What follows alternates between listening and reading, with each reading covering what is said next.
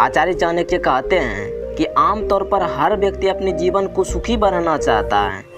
इसके लिए वह हर तरह तरह का प्रयास भी करता है। फिर भी ना चाहते हुए भी मनुष्य को जीवन में दुख का सामना करना पड़ता है। दुखों पर विजय प्राप्त कर सुखी जीवन जीने के लिए आचार्य चाणक्य ने अपनी चाणक्य नीति में कई महत्वपूर्ण बातें बताई है। चाणक्य नीति के अनुसार हर मनुष्य को इन 2 स्थानों पर खामोश रहना चाहिए। लेकिन क्या आप जानते हैं कि आखिर वे कौन से 2 स्थान हैं जहां चुप रहना ही हमारे लिए लाभकारी है? चाणक्य नीति में जीवन को सुखी बनाने के लिए कई बातों का जिक्र किया गया है। आचार्य चाणक्य ने ऐसे 2 स्थानों के बारे में बताया है जहां हमेशा खामोश रहना चाहिए। चाणक्य बताते हैं कि इन स्थानों पर चुप बैठने वाला व्यक्ति जीवन भर सुखी रहता है। साथ ही अगर इन 2 स्थानों पर व्यक्ति गलती से भी अपना हस्तक्षेप कर दिया तो आगे चलकर वह बहुत बड़ी मुसीबत में फंस सकता है।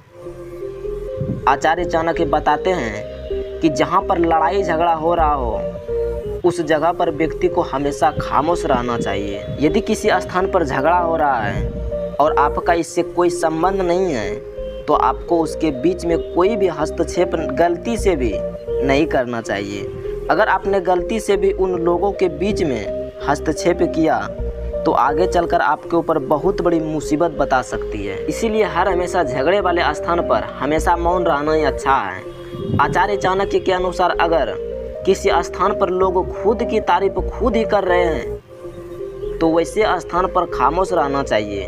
साथ ही यदि किसी स्थान पर सभी लोग अपना अहंकार दिखा रहे हैं तो वहां पर आपको बिल्कुल खामोश बैठना चाहिए। आचार्य चाणक्य बताते हैं कि ऐसी जगह पर बोलने वाले व्यक्ति का अपमान होता है। साथ ही वे लोग आपको नीचा दिखाने की भी कोशिश करेंगे।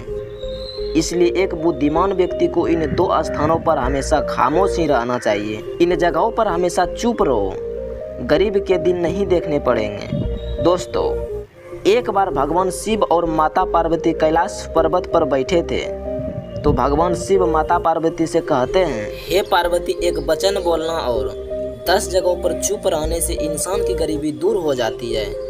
फिर माता पार्वती कहती है, हे देवो, देवी यह कैसे संभव है?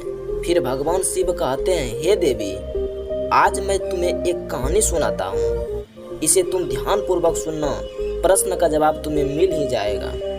भगवान शिव कहते हैं, हे देवी, एक नगर में राम नाम एक चोर रहता था। एक रात चोरी करने की नियत से घर से वह बाहर निकला।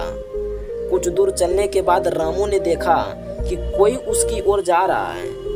उस जगह पर एक दीवार के पीछे छिप गया।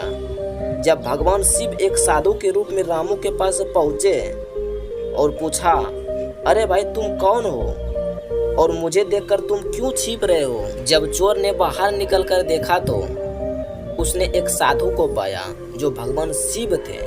चोर ने साधु को प्रणाम किया। भगवान शिव जो साधु के रूप में थे उन्होंने उसे आशीर्वाद दिया और पूछा कि तुम कौन हो और मुझे देखकर क्यों छिप रहे थे? चोर ने सच बोलते हुए कहा, मैं एक चोर हूँ और चोरी करने की नियत से घर से निकला हूँ। फिर भगवान शिव साधु के रूप में कहते हैं, तुम ऐसा काम क्यों करते हो जिसके लिए तुम्हें लोग से छिपना पड़ता है? चोर कहा, गुरुवर, चोरी करना मेरा पुराना पेशा है। मेरे पिता और दादा भी यही काम करते थे।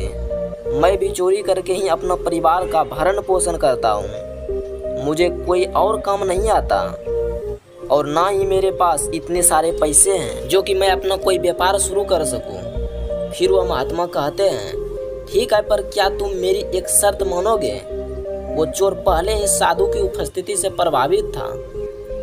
उसने फौरन सन्यासी से कहा, हे गुरुदेव, मैं हर बात को मानने पर तैयार हूँ। आप मुझे जो कहेंगे हम वही करने पर तैयार हूँ। इसी तरह के वीडियो में दिलचस्पी रखने के लिए वीडियो को लाइक करें, चैनल को सब्सक्राइब करके आप 5 से 6 मित्रों के पास शेयर जरूर करें। धन्यवाद।